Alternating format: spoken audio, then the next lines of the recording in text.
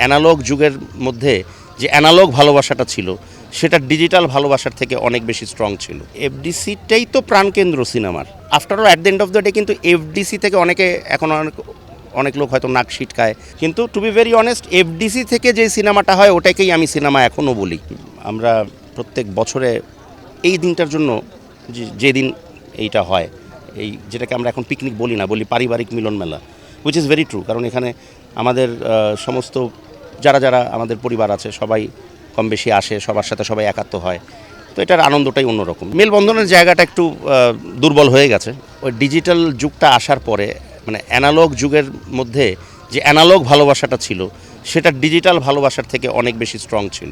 সবাই খুব একাত্ম ছিল, সবার মধ্যে একটা মেলবন্ধন ছিল, একটা ভালোবাসার আদান প্রদান ছিল, যেটা সলিড আদান প্রদান। মানে এখনকার আদান প্রদানটা আমার কাছে হালকা একটু মেকি লাগে, একটু লোক দেখানো লাগে, যেটা এটা ছিল না এর আগে। আর তারপরও কারণ আছে, আমরা আসলে এখন ব্যস্ত হয়ে গেছে সবাই, সবার লাইফটা আসলে বিভিন্নভাবে ডাইভার্সিফাই হয়ে গেছে।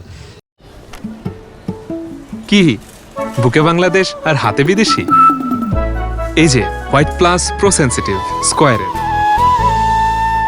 এইটাও একটা কারণ হতে পারে যে আমরা আসলে আগের মতন, আগে আমাদের বাবারা যেরকম ছিলেন আমরা চেষ্টা করি, কিন্তু তারপরেও আমি বলবো যে বাংলাদেশ চলচ্চিত্র পরিচালক সমিতিতে আমরা যারা আছি এরা এখনও সেই ধারাটাকে ধরে রাখার আপ্রাণ চেষ্টা তারা করে। আমাদের মধ্যে এত ভ্রাতৃত্বের বন্ধনটা এত সুদৃঢ় যে এটা আসলে খুব ভালো লাগার একটা বিষয়। একটা সমিতিতে সবসময় জিনিসটা দেখা যায় না, সবসময় একটা বিভাজন বিভেদ একটা চিন্তাভাবনা থাকে, বাট আমাদের মধ্যে এই ব্যাপারটা নেই।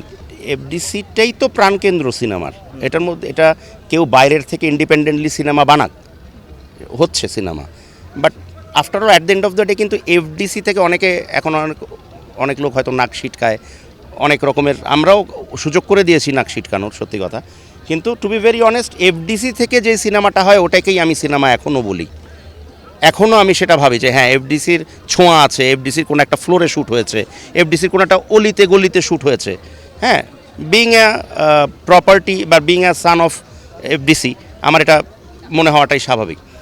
আর এফডিসি থেকে ছবি বেরোচ্ছে না কারণ একটা সিনেমার সবচেয়ে বড় ইম্পর্ট্যান্ট ফ্যাক্টর হচ্ছে প্রযোজক যদি না থাকে তাহলে বড় বড় পরিচালকদেরকেও কিন্তু বসেই থাকতে হয় প্রযোজকের অভাবে, তাই না? পরিচালক তো সিনেমাটা বানাবেন, কিন্তু অর্থলগ্নির যে জায়গাটা, আর এখন যেহেতু মার্কেটটা ছোট হয়ে গেছে বা মার্কেট নিয়ে একটু বিতর্কিত অবস্থায় আছি আমরা, যে আসলে কতদূর ভালো কতদূর খারাপ, তো সেই জায়গায় হয়তো প্রডিউসাররা একটু পিছিয়ে আছেন। যদি প্রডিউসারদের সদয় ভালোবাসাটা আমরা পাই তাহলে সিনেমার সংখ্যাও বাড়বে।